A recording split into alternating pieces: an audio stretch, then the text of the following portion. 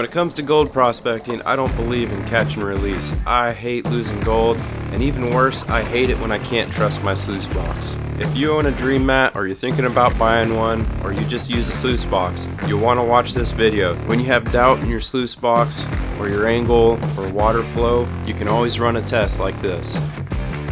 Okay, so here's the lead I'm going to use for the test. I have 10 split shot size pieces of lead. I have 15 hammered down pieces of lead. These small ones are bird shot. These ones are split shot. I'll randomly just put these in the bucket as I'm classifying to mix it up, run it through the sluice, and see what we get at the end. I know Dream Mat is really popular. Before all the Dream Mat fanboys want to bash me for this, understand that this is a lesson about knowing your sluice box and its limitations. There are plenty other mats out there that this applies to.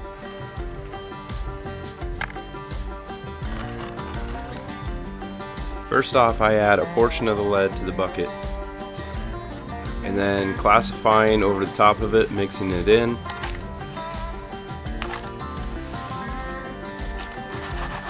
In order to do this test, I want 2 full buckets of classified material. I'm using a 1/2-inch classifier. Right here you want to make a note that I had to remove that classifier to throw a couple of these pieces in. They were too big to make it through.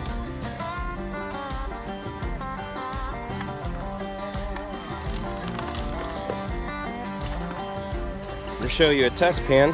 This is a pretty decent test pan. There's about 20 colors in there. That's why I'm doing this little pastry cut. And the whole test today is to test how this Dream Mat holds the big flat pieces of gold. And the lead's about as close as I can get right now.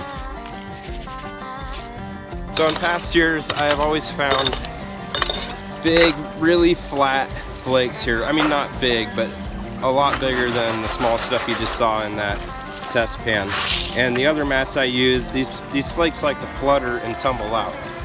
I'm doing the lead test to kind of mimic that gold and get more confidence in this Dream Mat, because I haven't seen those types of flakes in my test pans this year. I don't know if I'm processing them. I don't know if the sluice is losing them or what. So that's what today is about.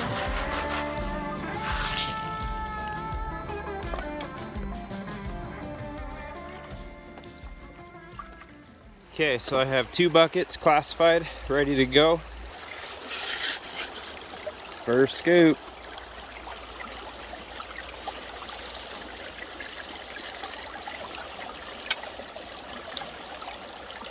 Looks like I need more water. That piece of lead's not even leaving the flare.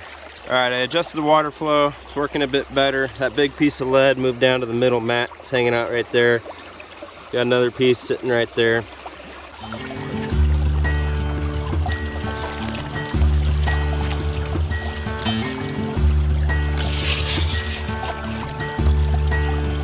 Another piece of lead. Alright, that big piece of lead just moved from the middle here down to there. I don't like that. That does not give me a lot of confidence. Smaller ones are still hanging out up here. That being said, this piece of lead was too big for the classifier. I'm running a 1/2-inch classifier. So if this was a real piece of gold, it wouldn't have gone through the classifier to begin with. I'm a little torn on that. Didn't stay in the box, but it wouldn't have been in my bucket to begin with. If I knew I was catching this size gold, which I know I'm not going to here, I'd probably want to be using the dredge mat with the larger cells. I bet that would have caught it. Something to think about. Looks like lead is hanging up pretty good in the middle mat. I think my conclusion already is that if it fits in these little cells, probably catch it. If it's bigger than these, it might skip over down here. That's if it rides over on the gravel as you're feeding it. If it has a chance to get caught down in one of those little corners, it might stay. I think my conclusion is going to be, if you're going after big gold, don't get the Dream Mat combo mat. Go with probably the dredge mat. It has larger cells. This mat does a good job catching the small flood gold. I don't know about the super small flat flakes yet until I see them in the mat or my test pan. Alright, there's another one of my bigger flat pieces of lead.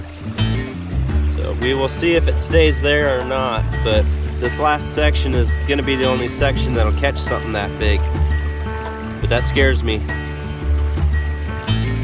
kind of fluttering like that big flat gold does. I am getting some gold in there. Alright, here's another piece of lead that was too big for the classifier. I had to put it straight in the bucket. Let's see what it does.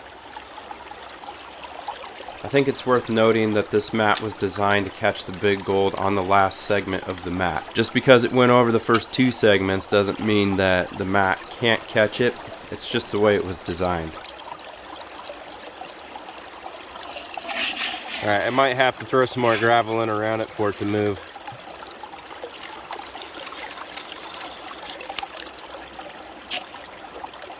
Yep.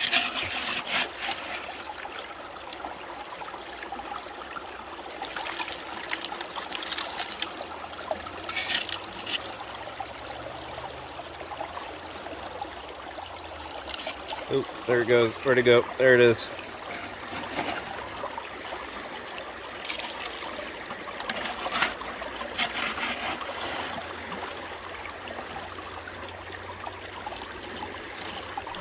Right here you can clearly see that piece of lead is too big for the cells on the first segment and the second segment of the mat.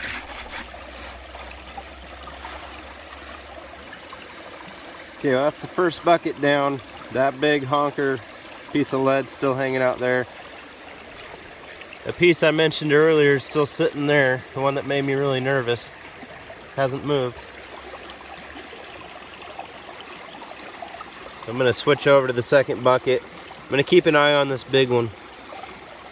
This right here is exactly why I'm running this test. In past years, I've seen flat gold, rather it be much smaller than this lead. The edge of the gold lifts up, the water catches it, and it starts to tumble on out. I want to pause this and point out a couple things real fast. In order to catch these big pieces, these cells need to be clearing out or exchanging well enough that you have a pocket for these large pieces to settle into. If your mat isn't exchanging and it's building up with material, these larger pieces are likely to just skip right on over. And you can see this right here because this large piece is sitting on top of the mat, not inside the cells. That's why it fluttered and blew past. Alright, that landed on the very last cell down there. I definitely wouldn't use this mat if you're catching big gold.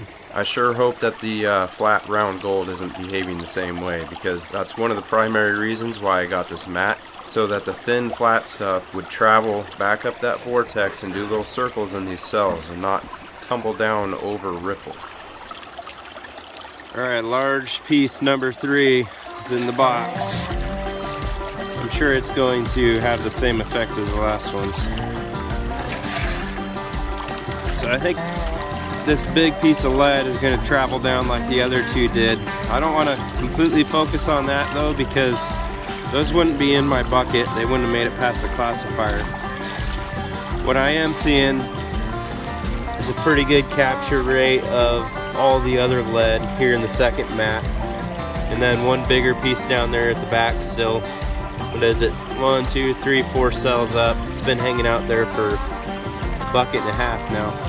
Oh, the big one moved. Where'd it go? Yeah.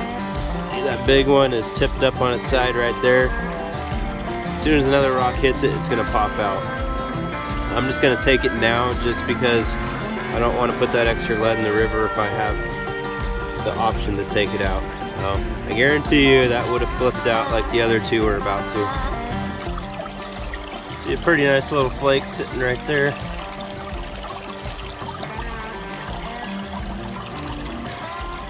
Turning out to be a beautiful day. I just finished the second bucket. I had 3 big pieces of lead go right down to the end, flutter around. This middle mat looks pretty good. It looks like it's holding most of the lead. This last mat, or last section, that piece of lead sat there pretty much through a bucket and a half, a bucket and 3/4, so that's pretty promising. This one came in towards the end of the last bucket. Pulled out of the water and get a closer look. There is some gold in there, not a lot, but the inspection mat up here catches a ton of that small gold. After a lot of negative comments on the mat, I do want to point out that I am satisfied or slightly impressed on the micro gold capture of this mat. Okay, so I pulled the box. I'm gonna do a visual inspection of where the lead's at. First, look at the gold. I got gold. Alright, coming down to the, what is it, the mini, I think. I don't think I see any lead there. Down to the Cape Disappointment mat. I believe I'm getting these right. Yeah, Cape D. It definitely has the most lead in it.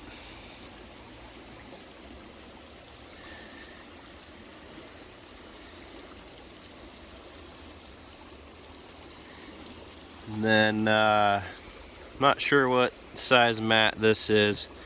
It is smaller than the dredge mat. Did well with the wire bits again. There's a smaller piece that would have liked to have seen in the Cape D. Bigger piece. Bigger piece. At a glance, it looks like it did pretty good with everything but the largest pieces that I pulled out because they were fluttering and about ready to take off. Alright, that was a fun test. It's not by any means a perfect test, but it gives me a pretty good idea of what's going on. I'm going to put those cons in a bucket, take them home, clean it up, count the lead, and I'm going to get back to you. I'm not going home yet though. I'm going to dig probably four more buckets, get some more gold. So I'll see you back at the house. Wow, I really didn't expect to see that lead roll down on its edge. I'm glad I watched this on the computer and slowed it down, because this is probably why I lost a bunch of pennies as well when I tested out my dredge mat.